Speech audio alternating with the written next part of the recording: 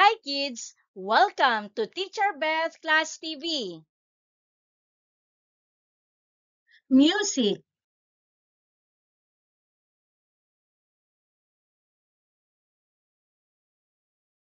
Today, we're going to discuss about sound and silence. In this lesson, you will learn and understand the difference between sound and silence. Are you ready? What is the difference between sound and silence? Sound is what we hear every day. Sound is everywhere. It is anything that we can hear. Silence is the absence of sound. If there is no sound, then there is silence. The ear is the part of your body that helps you hear sounds. Your ears also tell you when there is silence. Sound comes from different sources, from people, animals, objects, and nature.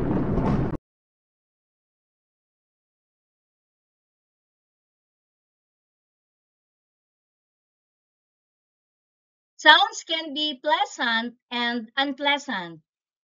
Pleasant sounds are sounds that are gentle and nice to the ear. They make you feel happy. Unpleasant sounds are sounds that hurt your ears. Noise makes you feel mad and restless. These are some examples of pleasant sound.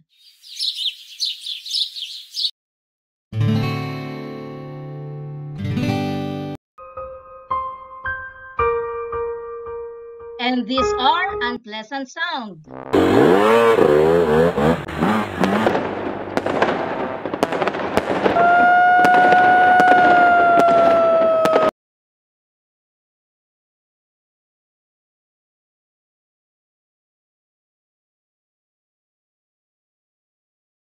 There are times that you must observe silence. You should observe silence in places like the church and in the library. You should also observe silence when someone is sleeping or your teacher is talking in front of the class. Don't forget, sounds let you recognize the things around you. You can hear sounds anywhere, but sometimes you need to pause and be in silence too.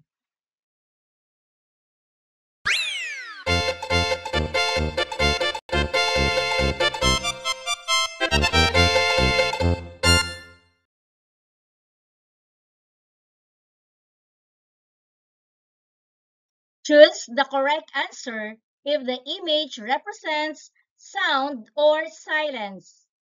To actively participate in this activity, you may write your answer in the comment section.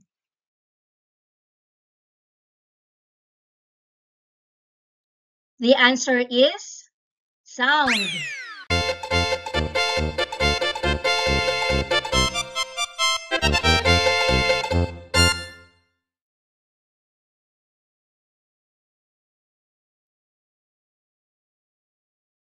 The correct answer is sound.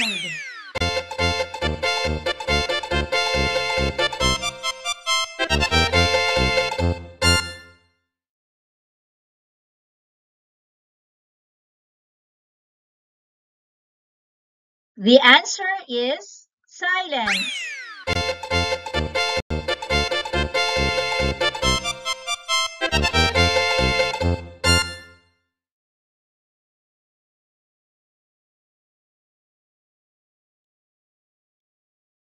And the answer is sound.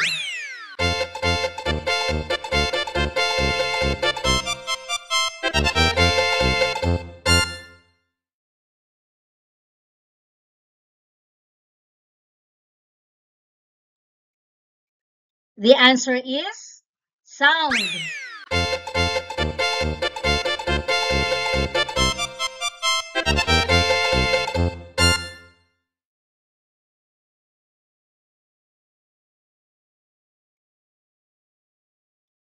The correct answer is silence.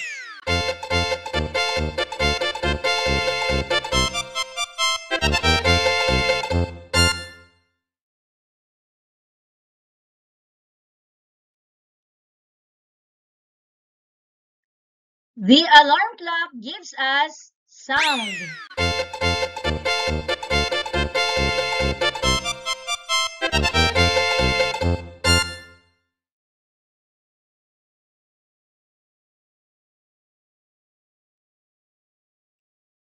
This picture shows silence.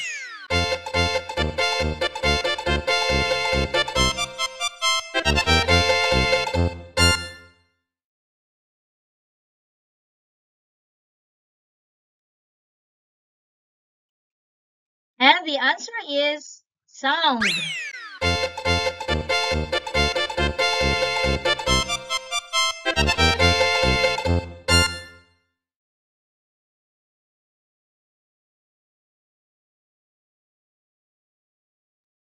The correct answer is sound.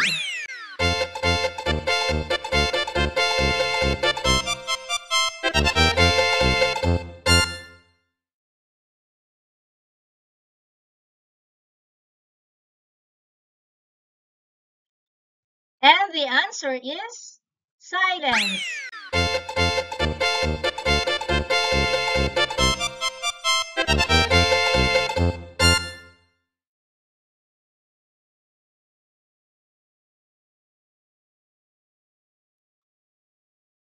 This gives us sound.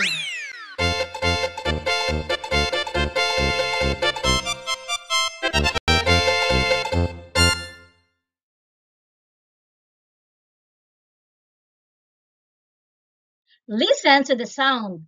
Choose the correct object that makes the sound. To actively participate in this activity, you may write your answer in the comment section.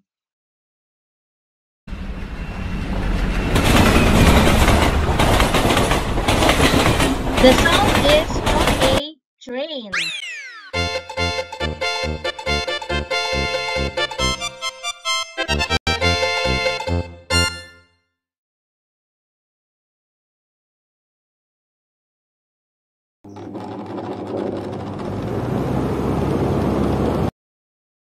The sound came from an electric fan.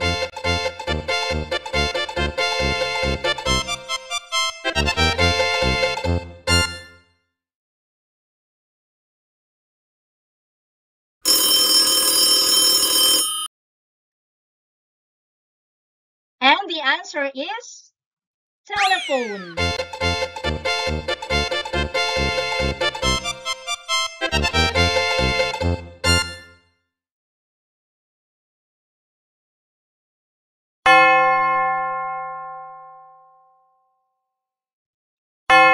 The sound comes from the bell.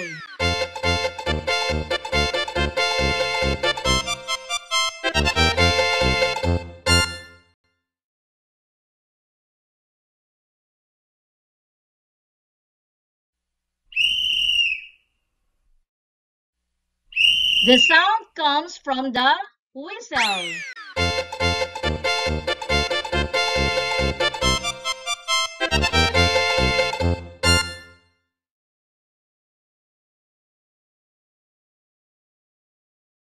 Guess the sound of the given object or animal.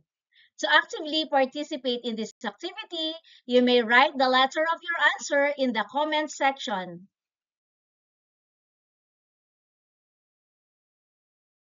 A cat sounds as.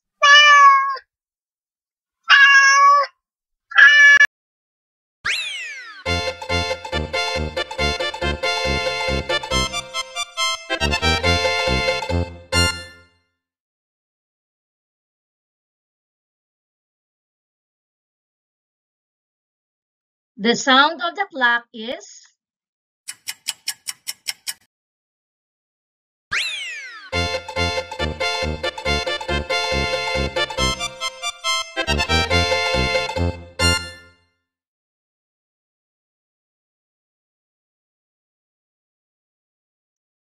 The sound of a doorbell is.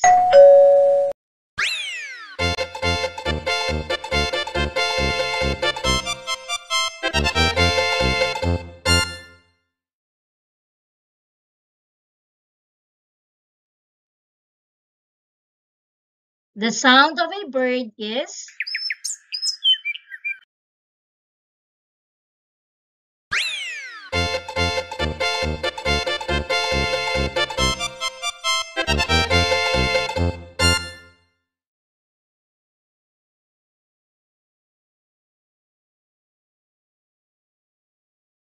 The car sounds as.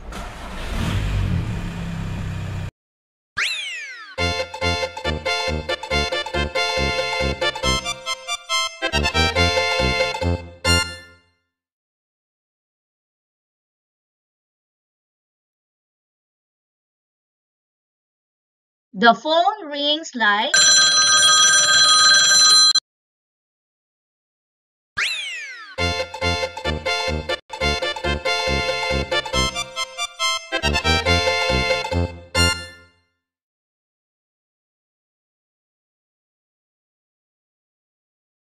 Say yes if the person is doing the right thing.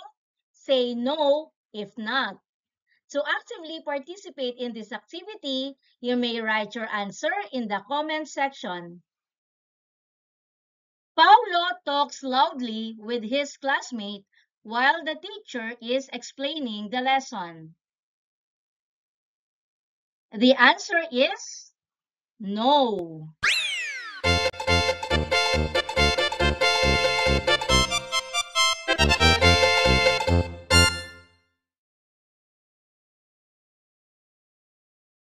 Carlo stomps his feet noisily while their class is taking the test. And the answer is no.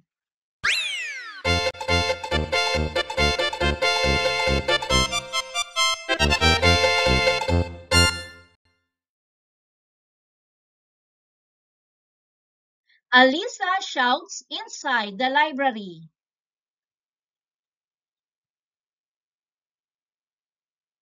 And the answer is no.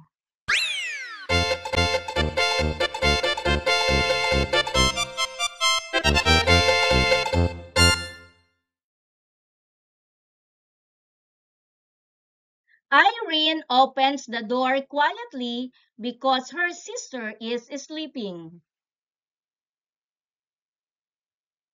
The answer is yes.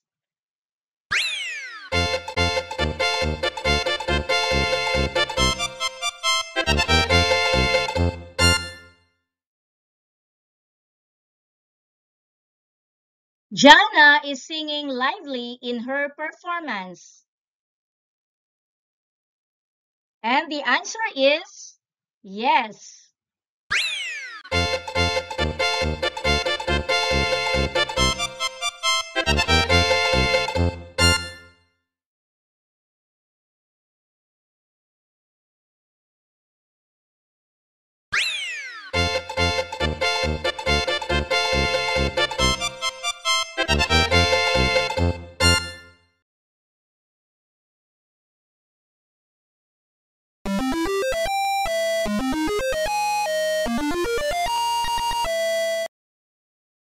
Thank you for joining me. Let's learn, play, and grow together. Teacher Beth Class TV. Subscribe, like, and share. Thank you.